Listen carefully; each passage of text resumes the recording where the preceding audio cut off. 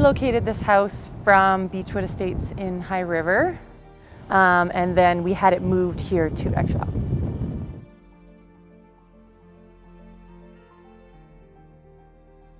The original house that was here when we bought it had foundation issues because of the flood, and we were forced to demolish it. Like, you could look at pictures and reports and stuff online, so we did that. And then they had a couple of kind of open house weekends where you could go out and they actually opened them all up and you could go through them. It was a bit deceiving though, because they're all the windows were covered in plywood and there's obviously no power or anything. So we're in there with like flashlights and kind of like, yeah, it looks really good.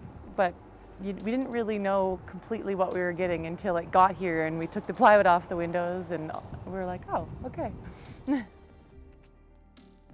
The night that the flood started, it hadn't started, so we didn't know, but we were like, let's go stay in our new house. So we brought a air mattress and a playpen for our son, and we had like a couple of bags of groceries and a change of clothes, and we went to bed. And I remember thinking, wow, it's raining a lot. And that's kind of all I was thinking was, it's raining a lot, it's June, whatever. And I looked out the window and it was like a river in the street outside of my house. And I was just like, oh my gosh. We went outside and there was just water everywhere and a few people around. And yeah, we literally couldn't leave for 4 days.